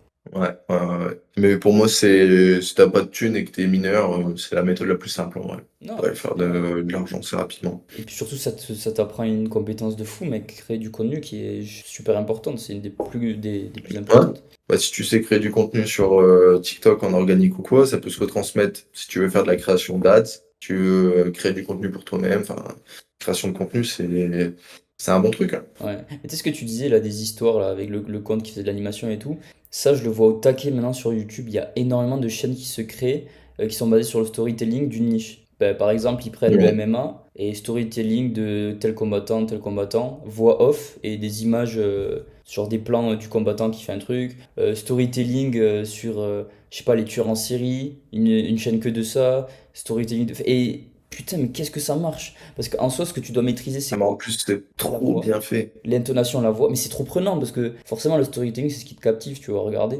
Et ce qui est Ouais. important sur YouTube, parce que moi je vois sur YouTube, c'est le watch time. Donc c'est des formats qui marchent de Mm. fou. Et après, tu vois, ils font des placements de produits, des trucs, et ils se rémunèrent comme ça. Il y a beaucoup de gens qui font ce business model là, tu vois. Ils prennent une niche et ils font. Storytel à fond. Bah, tu montes même pas ta tête en plus. C'est juste, tu t'entraînes ta voix, tu Ouais, ton entraînes le faceless. montage. T'entraînes trois compétences, le script, la voix et le montage. Mm. Et si tu arrives bien à maîtriser ces trois, forcément ça va marcher. Si ton domaine, si le sujet il est bien choisi, bah, forcément tu as les miniatures et tout aussi après les titres. Mais ouais, même moi ça m'avait donné Ouais. envie de m'améliorer sur ça. C'est pour ça aussi que tu vois, au début du podcast, je disais contenu court, si tu fais de la voix off, parce que la voix c'est super important en soi, tu vois. C'est ce qu'on te dit quand tu crées une chaîne YouTube, la première chose que tu dois acheter c'est un bon micro, avant la caméra, avant tout. Parce que c'est trop important ce que tu entends. Et Mm. je me dis, ouais, entraîner sa voix sur de la voix off, en short comme ça à l'appel, ça peut permettre d'augmenter ses skills dessus. Donc voilà. Ouais, et puis même la voix, en général, même pas forcément que pour YouTube ou quoi, mais juste être un bon orateur ou quoi, ça te débloque des trucs de fou dans la vie. Genre, c'est un skills de malade. Et moi, c'est un truc sur lequel je t'avais déjà parlé, mais il y a longtemps de ça, hein. Mais ça, c'est un truc sur lequel je veux bosser, tu vois. Bah bien sûr, les gens ils t'écoutent plus si tu t'exprimes bien, tu vois. Regarde un exemple tout con, La Menace, en vrai de vrai. Il fait autant de vues parce que, ok, c'est un personnage, tu vois, le mec. Mais parce que c'est un très bon orateur, en vrai. Bah, de toute façon, tous les mecs qui ont beaucoup de trafic, c'est des bons orateurs. Après, il n'y a pas que ça, tu vois. Ouais, bien sûr. La menace c'est beaucoup le style de vidéo et tout ce qu'il montre, il show Ah, off. Andrew Tate, c'est pareil, c'est parce que c'est un très bon orateur, en vrai. Bah, bien sûr, bien sûr, bien sûr. Après, qui? J'allais dire Alexis Chen, mais bon. Si, bah, Alexis Chen, c'est un super bon orateur, il Ah, s'exprime très bien, ah ouais, il a mais juste, son c'est propre parce qu'il fait du rythme. trash, lui. Tu vois, il fait Oui, mais vraiment du ça n'a rien à trash. voir. Orateur, tu peux être un bon Ah, orateur je dans n'importe sais. quel. Ah ouais, par contre, hein, oui, ouais, ouais. Mais Iman Gadzhi, c'est un très bon orateur. C'est pour ça qu'il fonctionne bien. Yomi, il s'est amélioré là-dessus. C'est pareil. Oussama, c'est parce que c'est un très très bon storyteller, mais c'est Oussama, un c'est très une très bon dinguerie. orateur aussi. Oussama, c'est une dinguerie Ah, quand il Oussama, parle, tu tu l'écoutes, tu l'écoutes vois. pendant des heures. Ah ouais, c'est abusé. Non, il y a vraiment des niveaux Ah. dans ça. Mais après, c'est de l'entraînement, tu vois. Oussama, il a fait, je sais pas combien de conférences. C'est pas. Forcément, il y a de l'inné dans tout ça. Mais souvent, Mm, c'est le parcours aussi, tu vois. Les mecs, des fois, ils ont pris des cours de théâtre. Des fois, leur expérience pro, je sais pas, ils ont fait du cold call, ils ont fait je sais pas quoi. Et au final, ils se mm. sont améliorés à l'oral. Il faut essayer de trouver dans son quotidien comment s'améliorer dans des compétences comme ça qui peuvent te servir dans tout, tu vois. Ah Mais non, ça des peut être tout compétences con, hein. clés. Ça peut être tout con, mais par exemple, quand tu vas faire les courses, ou que tu vas à la boucherie ou n'importe, essayer de discuter un peu plus avec le vendeur. Tu vois, c'est des trucs cons hein, du quotidien. Quand tu Ouais, croises quelqu'un, c'est de parler un peu plus, ou au lieu de juste avoir une interaction courte.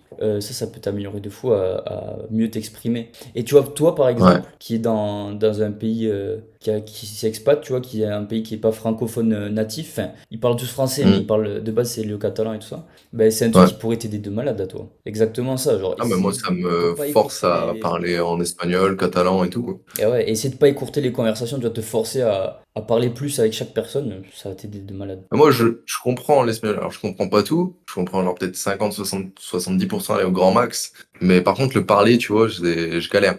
Genre, je peux placer deux, trois mots, mais ça m'aide quand même, tu vois. Parce que dans tous les cas, tu te forces à le faire. Mais c'est normal, Donc, t'es obligé de t'améliorer. le plus dur, c'est le truc que tu entraînes le moins, et tu l'écoutes plus que ce que tu le parles, donc c'est normal. Ouais. Mais en plus, même, tu vois, genre, tout con, mais juste parler anglais ici. Enfin, je parle pratiquement tout le temps anglais, si c'est ça. Parce qu'en vrai, enfin, ça dépend de quel côté tu vas, en vrai, en Andorre. Mais tu vois, genre, j'ai été du côté de Saint-Troulia. c'est que des Espagnols. Et là-bas, ils comprennent pas le français, ils parlent plus anglais, tu vois. Ouais, c'est plus un Andorre-la-Vieille, j'imagine, qui parle plus de langues. Euh, ouais. Bon, est-ce qu'on reviendrait pas un peu à l'e-com? Parce que Ouais. justement, là, il y a des trucs à dire sur le Q4. Un autre truc à préparer, en plus de. Enfin, qu'on n'a pas parlé, c'est avec son agent, le point de vue logistique. Mhm. Le Q4, c'est une période Très important. ouais, qui va avoir il va avoir plein de commandes journalières, enfin, plus de volume normalement qu'à l'année. Si on n'a pas un bon partenaire, tu vois, ça peut te niquer ton Q4, tout simplement. Ouais. Donc déjà, il faut avoir un partenaire, c'est la première des choses. Si vous passez encore par AliExpress, vous êtes dépend des vendeurs AliExpress et ça peut être un peu une galère. Ouais, et puis le prix il varie tout le temps. Le prix varie, il augmente en plus, normalement pendant le Q4. Ouais, Q4, il augmente, bah, bien sûr. Et Parce vous, que sur AliExpress, tu te fais dropshipper la gueule. bah oui, et en plus même les lignes de transport, Union Express et tout, elles augmentent leur Mm. taux, je crois, pendant le Q4. Ouais. Parce que forcément, tout le monde veut ship, il n'y a pas plus d'avions, tu vois, donc j'imagine que c'est pour ça. Et d'ailleurs, ça justement, je voulais parler un peu de tout ce qui est agent, les lignes et tout.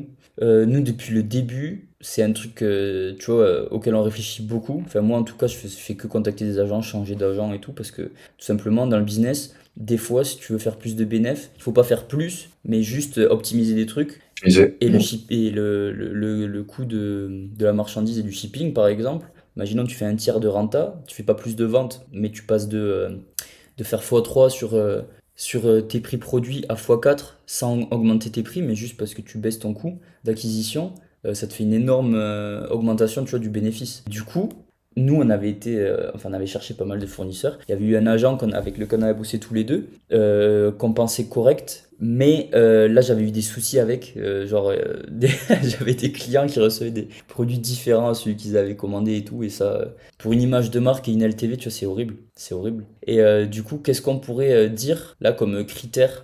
Parce que depuis, tu vois, j'ai trouvé un bon agent et je vois maintenant un peu la différence entre un mauvais et un bon agent. Qu'est-ce qu'on pourrait dire un peu comme critère de sélection d'un agent, tu vois, pour les gens qui nous écoutent, les plus importants, tu vois, pour pas qu'ils se trompent?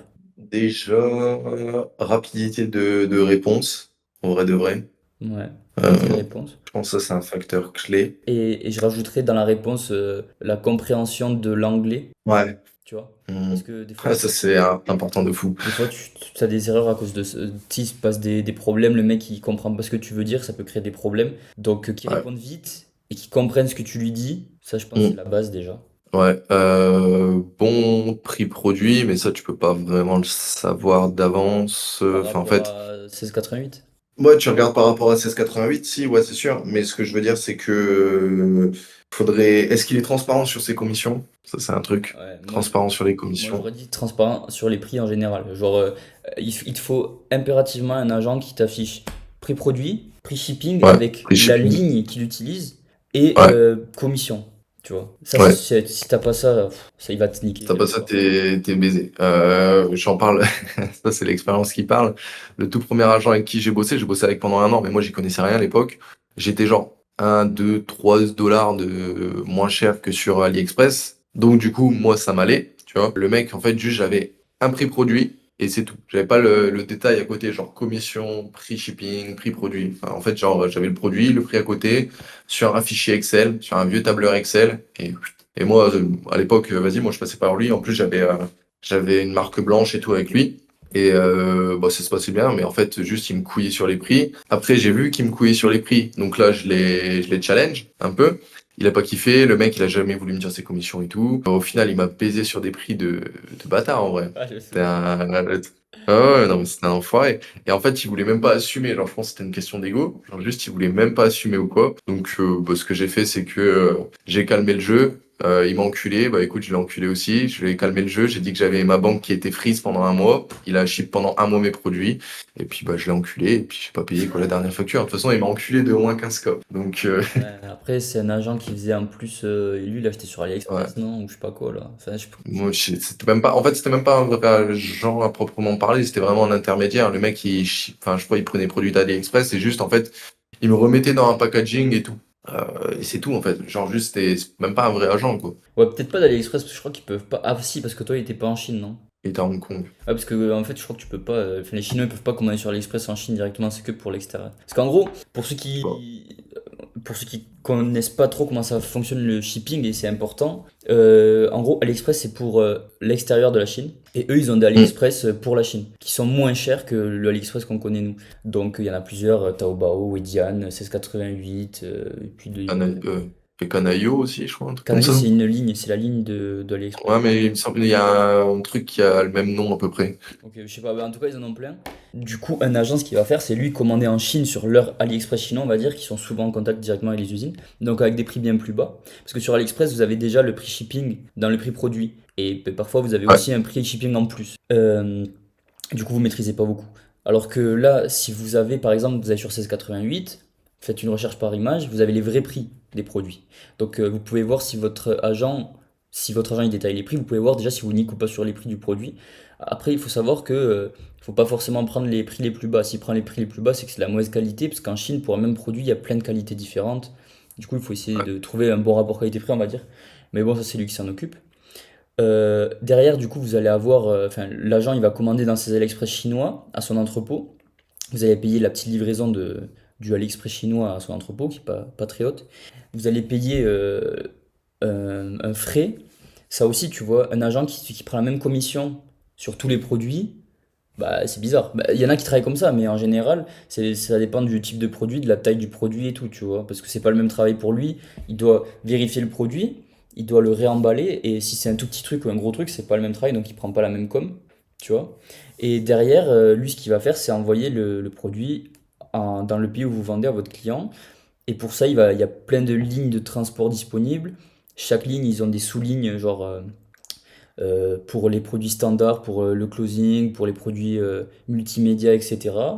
Et il va vous détailler combien coûte le shipping avec la ligne qu'il utilise. Et en fait, comment on trouve un bon agent?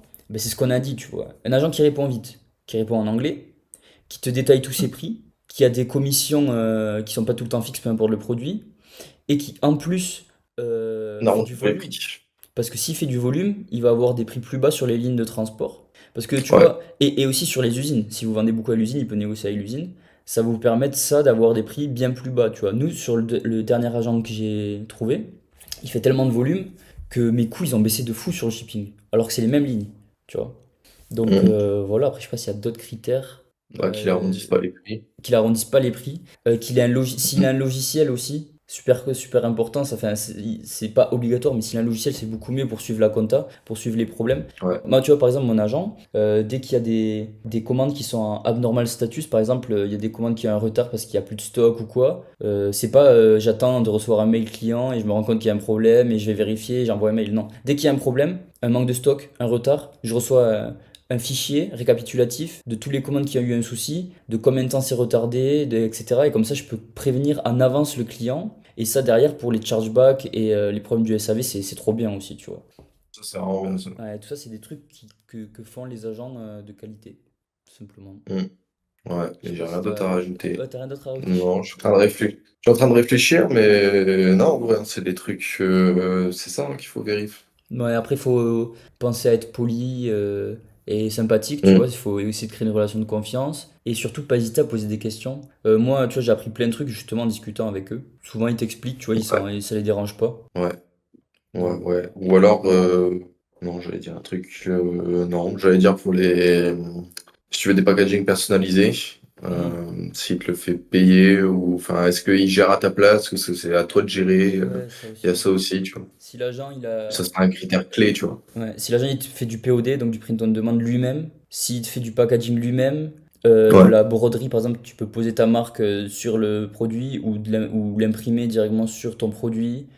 Tout ça, c'est des trucs qui vont te faire gagner au taquet de temps et d'argent parce que sinon, tu vas devoir aller sur Alibaba, par exemple, trouver des packaging, les commander chez lui. Et tout ça, c'est des trucs que mm, si t'es un agent, t'as pas envie de le faire toi. Donc, ça, c'est pareil, c'est des trucs qui peuvent être bien. Et après, sinon, pour ouais. comment trouver un agent, sur Alibaba, sur AliExpress, déjà ils disent de contacter les vendeurs. Ouais, tu peux sûrement faire comme ça, mais moi Ouais. ça a toujours été par contact, tous les agents que j'ai trouvés. C'est contact, urgent des formations. Jamais, tape jamais sur Google agent dropshipping, tu vas tomber que sur des trucs de merde, même sur Fiverr ou quoi. Tu vas tomber sur des marketplaces. Euh, Si, non, sur Fiverr, je crois que tu peux trouver des bons trucs peut-être. Enfin, les Mm. Upwork et tout. Si tu marches sur Internet, tu vas tomber sur les AutoDS, les machins comme ça qui sont des grosses plateformes en gros qui te prennent des grosses coms et tout, c'est pas très rentable. Ça, Ouais, ouais, ouais. mais sur Fiverr et tout, je crois que tu peux en Et trouver. Autodesk, c'est... Bon, on m'a déjà posé plein de questions là-dessus, c'est grave connu en France, mais en fait, juste les mecs qui te disent de passer par Autodesk, c'est juste des mecs qui prennent des coms d'affiliation de baiser, en fait. C'est juste pour ça. C'est pour ça que c'est connu en France, parce que c'est Yomi qui le met en Oui, c'est avant pour affiliation et tout ça. Autodesk, il met en avant. Ouais, ouais, ouais, sur sa format, il te conseille de passer par Autodesk. Donc, bon, bah écoute. Avant, non, Mais moi, avant, je pensais à... Je sais plus, il y a qui faisait ça. Je crois Marcus, il l'avait mis, mais il y avait aussi Jonathan Icom qui l'avait mis. mais tous, hein. Et... Mais tu sais que Ouais, Yomi, bah, il a carrément enlevé, je crois, de sa format la partie import produit avec DSERS classique d'AliExpress. ah Et ouais. il a mis que Autodesk. Ouais, bah, pour avoir plus d'affiliation. Ouais, bah après, dans tous les cas, enfin, Autodesk et Desser, c'est pareil, c'est juste que Desser, c'est gratuit, quoi. Non, Normalement. AutoDS, c'est vraiment un agent. Ils vont vraiment Ah ouais? gérer, ouais, ouais, ils vont vraiment gérer ça pour toi. En fait, tu trouves le produit dessus, ils s'occupent vraiment de tout derrière, je crois. Ok, je croyais que c'était vraiment comme Desser, c'était un truc qui faisait entre deux et que tu payais un peu plus cher, quoi. Je crois que ça va un peu plus loin que ça, je crois. Je sais pas, après, j'ai pas utilisé, moi, mais. Ouais, moi non plus, j'ai jamais utilisé, faudrait vérifier, mais... Ah, parce qu'en plus, ils ont une fonction produit winner de la semaine, je sais pas quoi. Ouais, mais après, moi, ce que je conseille, c'est si vous travaillez avec la Chine, et c'est très bien de travailler avec la Chine parce que tu peux avoir tout type de qualité en Chine. Maintenant, on sait qu'il y a beaucoup Hmm. de grosses marques, de grosses brands, que ce soit de lunettes, de sapes, qui font de la qualité, c'est en Chine. Moi, tu vois, par exemple, là, je me baladais dans des grosses boutiques de marques, tu vois, genre Nude Project, Aimé Studio et tout. C'est des sapes, ça coûte presque 100 balles le t-shirt et tout. Tu regardes l'étiquette, c'est made in China. Mais c'est quand même de la qualité, tu le vois au toucher, tu vois. Nude Project, c'est China. Ben, par exemple, M Studio et tout, c'est un peu la même chose, c'est Made in China. Nude Project, peut-être Nude pas. Nude Project, Project, c'est peut-être Espagne ou Portugal. tu gagnes, là, je veux Ouais, mais dire. tu vois, même ça, Alex Shane, il le disait, il y a beaucoup de Made in Portugal et en fait, c'est Made in China aussi. Ah ouais, mais c'est comme les Made in Italia. Ouais, ouais, ouais. Parce qu'ils font, je sais pas, Ouais. qu'est-ce qu'ils font en Italie ou au Portugal, ils doivent faire une petite partie du truc, même si c'est fabriqué, tu vois, en Chine. Et voilà, quoi. C'est comme dans la bouffe, c'est le miel et tout, là. Le miel chinois qui, au final, il y a une petite partie de la conception, je sais pas si ils le mettent dans le pot ou quoi en France, c'est dit que c'est du miel français alors que non. Turquie. Turquie. Ouais. Donc voilà. Ouais, croyez pas que parce que Turquie. vous. Après, tout ce qui est SAP, Turquie, c'est du bon truc. Mais non, Turquie et mais t'as de la Portugal. qualité En vrai, même en faut dire, Chine. T'as de la qualité même en Chine. ah, même en Chine. Mais moi, tu sais que, enfin, sur la marque blanche que j'ai de SAP, j'ai pas de retour par rapport à la qualité. Enfin, c'est très rare. Franchement, c'est très rare. Mais tout vient de Chine, de toute façon. Donc comment tu veux comparer Bah, enfin, ça vient de Chine. c'est juste une question du prix produit, tu vois. Donc voilà, sur Ouais, Chine. ouais. Si vous travaillez avec la Chine, passez par un agent, un prestataire vraiment externe avec qui vous allez construire une relation long terme. Et sinon, trouvez des fournisseurs européens, dépendant de la niche, tu vois. Pour la Ouais, quand c'est des proximité gros avec. prods, vraiment fournisseurs européens. T'es Européen ou obligé. autre, ça dépend où vous vendez en fait. Oui. Oui, Donc, oui, bien sûr. Ou si tu vas aux US, bah, aux US, mais je pense que la plupart des gens vendent en Europe. ouais. C'est... Mais après, trouver des agents en Europe, par contre, c'est beaucoup plus compliqué. Ouais, bah là pour le coup, là faut chercher sur Google. C'est là pour le coup. Là, ouais, c'est Google. Ou alors, si tu veux vendre vraiment des gros produits d'Europe, en gros, c'est juste, tu vas voir les usines et tu démarches et tu demandes si il y a possibilité de faire du dropshipping avec eux, quitte à payer un petit peu plus cher le produit. En fait, c'est que des trucs comme ça, c'est du démarchage. Ouais, Enfin, ça vraiment, d'ailleurs, c'est que ça. faut pas avoir peur de demander en fait. Des fois, tu penses pas qu'ils proposent ce service, mais tu leur demandes et peut-être qu'ils peuvent bosser avec toi ou quoi. Il faut Ouais, porter ses couilles, on va dire, sur ce genre de choses. ouais, c'est ça. Et en plus, si tu veux... Enfin, moi, j'ai une technique, si je veux trouver des fournisseurs en Europe, tu demandes à ChatGPT, t'inquiète, il va te sourcer tous les mecs. Ouais, mais après, il faut bien qu'ils cherchent en ligne parce que s'il fait juste avec ses connaissances, ça va être ancien. Ah ouais, non, moi, je demande qui cherche en ligne, et c'est ce que j'ai fait, c'est comme ça que j'ai trouvé mes fournisseurs, là, en Europe. Ouais, ouais, ça c'est pas mal, j'avais fait pour je sais plus quel shop aussi. Mais ça, c'est petite strat. Si tu vends des gros produits en Europe, tu demandes. Après, gros produits en Europe, il n'y a pas tout le monde qui le fait, mais Bon, du coup, on passe un peu à la partie question là, Enzo. ouais. Alors, est-ce qu'on peut encore réussir sans réseau en 2025? Bon, oui, hein. Oui, mais c'est plus long. Enfin, en fait, ça dépend de à quelle étape tu es, quoi. Si t'es au début, t'as pas besoin de réseau pour réussir. Moi, je pense que le réseau, il se construit par ta réussite un peu.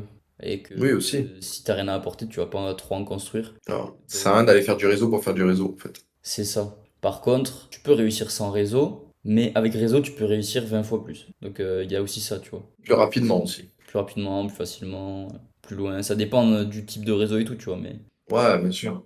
Ben, Parce qu'en vrai de vrai, avoir un bon réseau, dès que tu as une petite galère, genre tu sais que lui peut faire ça, ou alors il a des connaissances qui peuvent régler ton problème, et au lieu de galérer, je sais pas, un mois, 2 mois sur ton problème, tu vas galérer 2, 3 jours, tu vois. ouais. Mais en fait, je pense que le réseau, c'est pas un truc genre. Tu sais, t'es pas là, tu vas faire du business, tu vas dire, ok, là, faut que je travaille sur mon réseau. Peut-être à un Ouais. certain niveau, oui, mais travaille sur toi, et c'est le travail sur toi qui va derrière t'apporter le réseau, tu vois. Genre, focus d'abord sur ça. Pas le truc clé non plus, en plus, Oui, c'est après, pas. si tu as déjà un peu réussi et tout, forcément, le choix de là où tu vas vivre, le choix de l'activité que tu fais, et tout ça, ça peut te faciliter de faire du réseau et tout, tu vois. Mais si t'es pas à un Hmm. niveau, enfin, si tu débutes, travaille sur toi et le reste viendra tout seul, tu vois. Ouais, ouais, clairement. Mais ouais, je sais pas.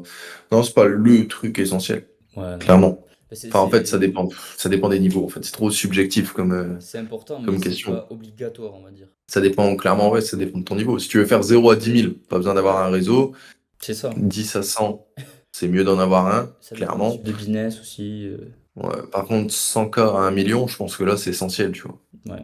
Ensuite, est-ce que tu crois au no days off? Que du charbon ici, pas de repos. Bah, en soi, ouais, hein, parce que ce qui te tue ta productivité ou quoi, c'est les entre-deux. Genre, en mode, dans la journée, si t'as 2 sessions de deep work, genre, une de 8 à 10 et une de, je sais pas, 10, de 10h10 à 12h10, tu vois.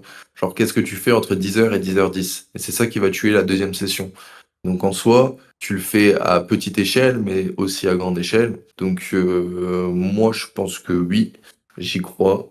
Clairement, j'ai eu encore le parfait exemple là cette semaine. Et après, c'est un équilibre aussi. C'est à toi de voir est-ce que ça te convient ou pas. Mais moi, je sais que c'est mieux de rester dans vraiment un truc quand t'es en mode charbon, quoi, et tu te fais pas d'exception parce que ça va tuer ta productivité.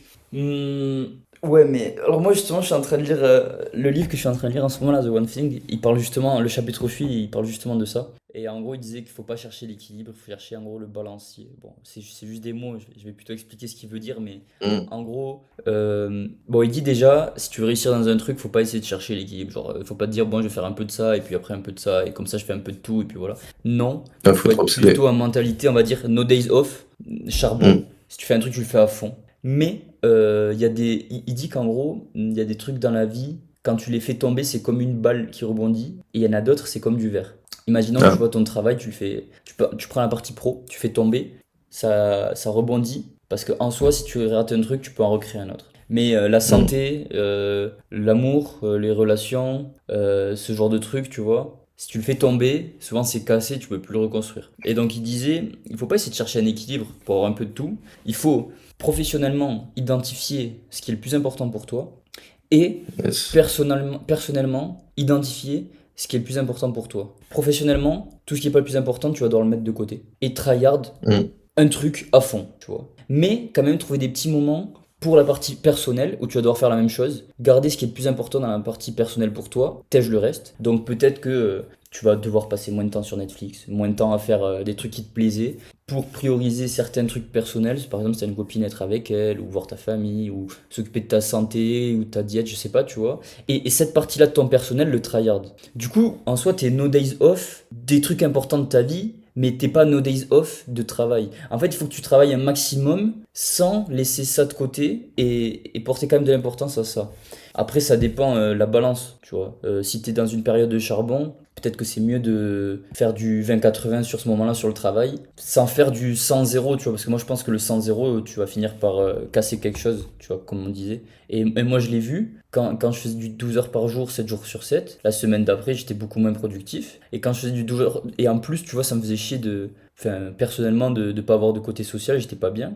Et quand je faisais je travaillais 6 jours et demi, par exemple, et je me prenais une demi-journée pour les choses les plus importantes de ma vie personnelle, ça m'apportait aussi pour le professionnel. Donc je pense pas que ce soit une question d'équilibre. Je pense qu'il faut être un tryharder dans tout. Il faut être un tryharder dans le professionnel et un Ouais. tryharder dans le personnel, tu vois. Mais je pense pas qu'il faut laisser tomber un pan de ta vie, s'il est important pour toi, pour le travail. Tu vois, je pense qu'il faut, voilà ce que je disais, en reprendre la partie de ta vie personnelle la plus importante et quand même lui donner de l'attention, même si sur tes périodes de charbon, comme là où pour nous c'est le Q4, tu vois, ça va être du 20-80, c'est quand même du 20, c'est pas du zéro.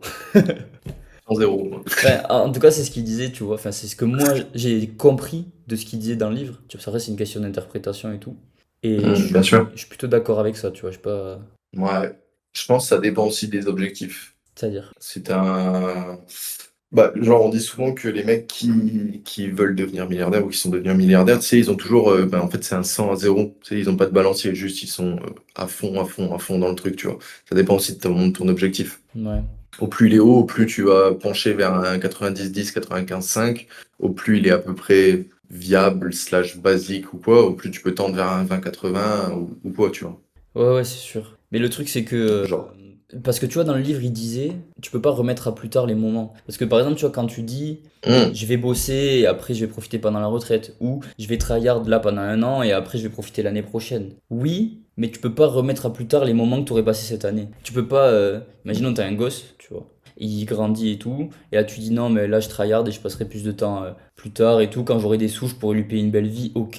Mais les moments de quand il était petit, tu pourras pas les vivre plus tard, tu vois. Ça sera des moments différents, tu les auras perdus. Et du coup, je ouais, pense qu'il faut quand même vivre à fond tout, tu vois. ouais, Faut tryharder tout. Faut tout. pas chill. C'est. Mais moi, c'est mon mindset. J'ai envie de tryharder tout, la partie pro et la partie perso. Genre, la partie perso, faut la Ouais. tryhard aussi. Tu penses que c'est ta vie C'est quoi aussi. que tu veux tryhard en perso? Bah, par exemple, sur la partie pro, bon, il y a, tu mets des deep work et tout, ok. Mais sur la partie perso, Ouais. le sommeil, je le tryhard. La diète, je la tryhard. Les moments, tu vois, par exemple, avec ta copine, je les tryhard. J'essaie que ce soit que des. Même si c'est peu de moments, tu vois, que ce soit que des moments de fou. Genre, que des belles expériences. Genre, que faire des trucs. Je sais pas, essayer de faire des trucs qui vont lui faire plaisir, qui vont me faire plaisir, tu vois. Avec ma famille, pareil, tu vois. J'essaye de. Si je dois passer du temps avec eux, je vais essayer de, je pense, mettre en place des trucs pour avoir des bons moments. Tu vois, essayer de tout tryhard. Et pas de juste être rien foutre. Ouais, moi je Parce capte. que un moment perso, imaginons, tu vois, il y a des gens ils kiffent ça. Mais là, je suis à un moment de ma vie perso, j'ai arrêté de travailler, je suis posé là sur le canapé, je fais rien. Non. Tu vois, je vais dormir au pire. Mais comme ça, j'ai du sommeil. Ouais. Après, les gens ils vont dire que je suis un taré, mais moi, c'est ce qui me rend le plus heureux en vrai. C'est de tout maxer. Maxer toutes les stats. Que ce soit pro Ouais. ou perso. Bah, c'est comme ce qu'on disait dans le dernier podcast, l'amélioration, ça mène au bonheur. Donc, Oui, je crois pour tout. En vrai, j'allais dire pas pour tout le monde, mais en soi, je crois que si en fait. ah, si, peu importe le domaine en vrai. Bah ouais. Genre, à moins que le mec il est content de régresser, mais ça m'étonnerait, tu vois. En vrai. Je pense pas en vrai. Genre, je pense pas, tu vois, il y a personne qui est comme ça. Mais parce Je que pense tu juste sécrètes de la c'est dopamine quand tout tu le monde gagnes. dans la vie. Ouais. Tu vois, genre, gagner plus d'argent, ça fait plaisir, t'es plus, entre guillemets, heureux parce que tu t'améliores là-dedans. Tu vois, il y a toujours une forme d'amélioration qui est liée au bonheur. Ouais, mais je pense que c'est pour ça que du coup je cherche à tout maxer, c'est pour la question du bonheur que t'apporte l'amélioration. Je pense Ouais. que t'as mis le doigt dessus là, ça doit être ça. Mais en tout cas, je sais pas si toi tu l'avais lu The One Thing, non?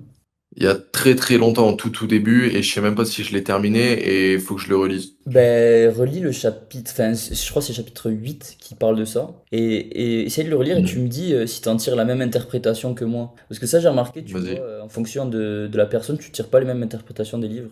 Ouais, ouais. Et Après, vu que tu m'as dit ça, là, je vais vouloir, mon cerveau, il va avoir un biais de confirmation pour essayer ah, de te dire dans la même chose, ça se c'est trouve. vrai que c'est possible, c'est vrai que c'est possible, j'aurais peut-être pas dû te le dire. Ouais, on verra. Bon, tu verras bien de toute façon. Ouais, Parce que alors, sur ça, on n'a pas exactement la même mentale. En plus, toi, t'es vraiment plus full tryhard dans le travail. Même si des fois, tu peux mettre des choses de côté pour ça. ouais, Donc, ça peut être intéressant pour voir si on en tire des trucs différents, quoi. Enfin, voilà. ouais. J'irai voir ça. Et ça, c'est une question que peuvent répondre les gens dans les commentaires, tu vois, d'ici au prochain podcast. Est-ce que Mm. pour vous, il n'y a pas de days off? Est-ce que le travail avant tout, et vous pourriez mettre tout de côté pour ça? Est-ce que vous cherchez plus un équilibre? Ou est-ce que vous êtes plus dans la tryhard de tout, comme moi? Ou que ce soit côté perso ou pro, pardon, vous choisissez ce qui est le plus important et vous le tryhardez, quoi. Donc, ouais, ce serait super intéressant d'avoir un peu vos avis sur ça. Ouais, c'est sûr. Et dernière question. Dis-moi. Si tu devais tout perdre demain, quelle seule compétence tu garderais? Euh, c'est une bonne question, là. Est-ce qu'on peut dire genre que la discipline et tout, c'est des compétences?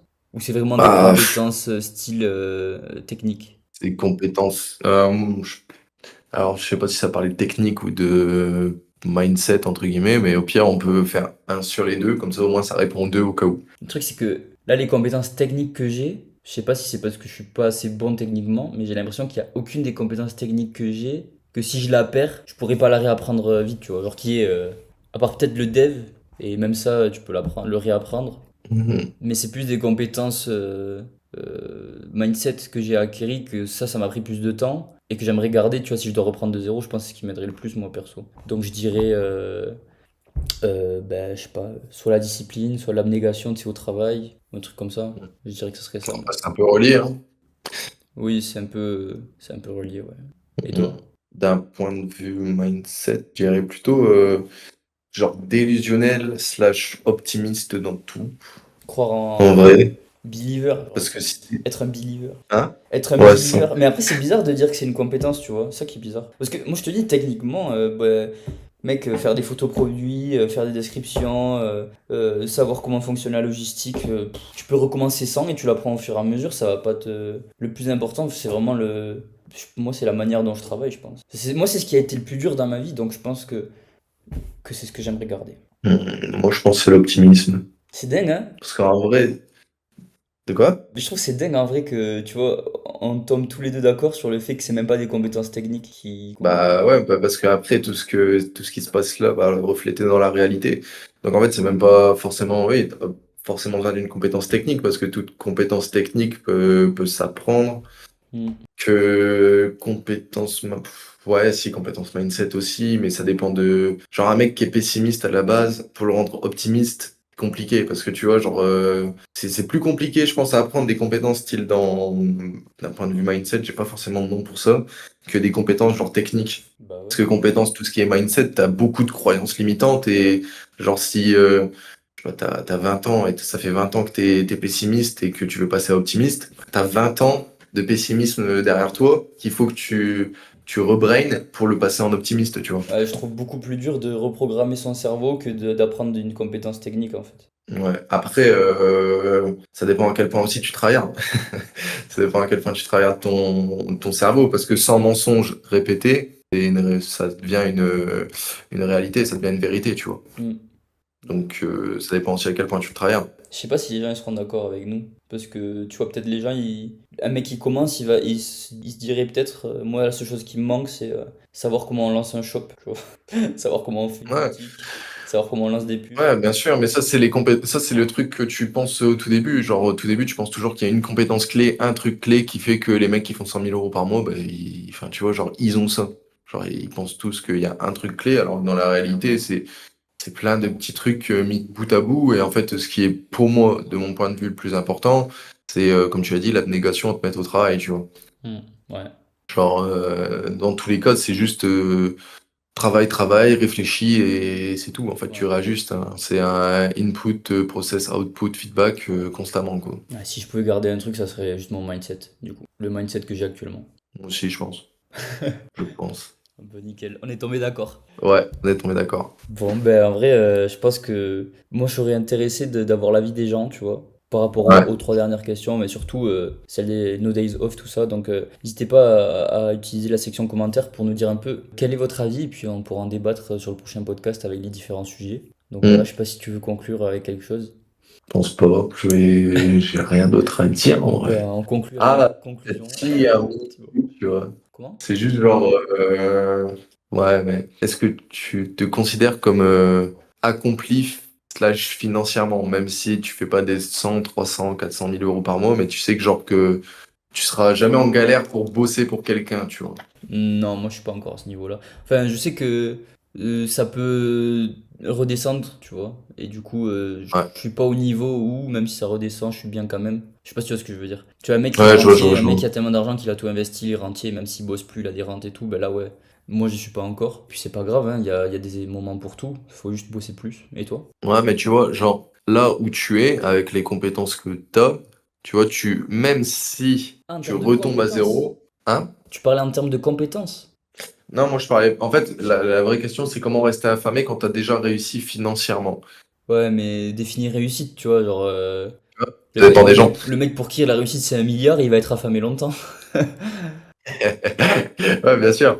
Mais surtout là, c'est que ce que je voulais te dire, c'est que même si toi là tu redescends à zéro, dans tous les cas, t'es quand même réussi financièrement parce que tu sais que tu vas pas rebosser pour quelqu'un. Genre, t'as les compétences qui peuvent te Ah, ramener ok. à 1000, 2, 3, 4000, tu vois. Ouais, ça c'est sûr que depuis cette année, par contre, avec tout ce qui s'est passé, tout ce que j'ai appris, tout ce que j'ai fait, je sais 100%, je le sais au fond de moi, que pendant toute ma vie, je pourrais réussir à vivre grâce à moi-même, tu vois. Ouais, Donc tu vois. là, si je tombe à zéro, je vais pas trouver un travail, je vais rentrer chez mes parents, bosser 2 3 mois et regagner de l'argent, tu vois. C'est ce qui se Ouais, passera. c'est ça. Et ça, Et en après, dans soi, les t'es pas dépenses, réussi financièrement parce que t'as pas la somme, mais d'un point de vue quand même, genre, t'es quand même réussi parce que tu bosseras jamais pour quelqu'un, tu vois. ouais, bah c'est la première des réussites, c'est de savoir que tu n'auras plus besoin d'être salarié et de savoir que tu pourras vivre de toi-même. Ouais, c'est ça. Ça, c'est clair que maintenant, ça fait une grosse Et en différence. fait, au plus les stades y passent, au plus tu vas te dire, ok, bah, je serai jamais en dessous de 2000, jamais en dessous de 5000, Ouais, 10 000, c'est 15 ça, 000, c'est ça, c'est ça. C'est exactement ça, ouais. tu vois. Toi, tu l'as déjà, toi, ça aussi, du coup, j'imagine. Moi, le T'as passé truc ce de stade. savoir que j'allais jamais bosser pour quelqu'un, je l'ai depuis longtemps. En dessous de 3000, j'avais. Après, j'ai eu 8000. Et là, en ce moment, je sais que c'est chaud. Ça m'étonnerait que je redescende en dessous de 15 20 000 par mois, tu vois.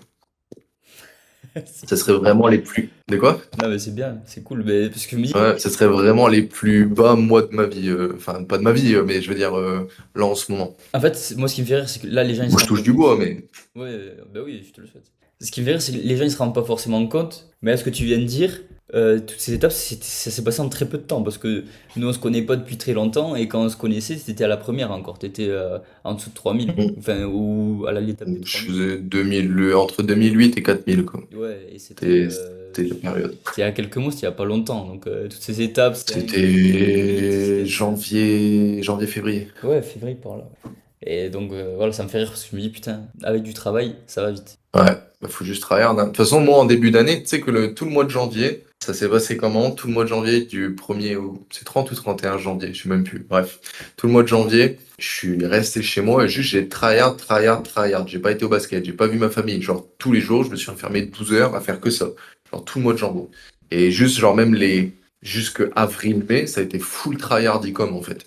Ouais, Juste, et en fait, j'ai combiné ça. Tu combines, en fait, c'est de la vitesse, quoi. Vitesse et discipline. c'est ça. Il y a des mecs qui vont pas vite. Et de quoi? Il y a des mecs qui bossent beaucoup et qui vont pas vite aussi. Parce qu'ils priorisent pas, ils font pas de tâches, ils partent dans tous les sens. Moi, j'ai pas priorisé, hein, juste, en fait, j'ai envoyé toutes les tâches possibles. Ouais.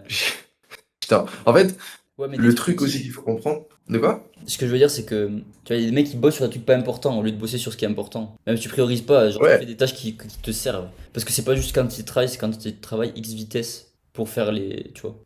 Ouais, mais tu vois, genre, moi, de janvier à mars, j'ai envoyé toutes les tâches possibles. Mais vraiment tout. En fait, juste, tu réfléchis pas. En fait, je pense que c'est le truc aussi. Bah, on revient même à l'abnégation à se mettre au travail.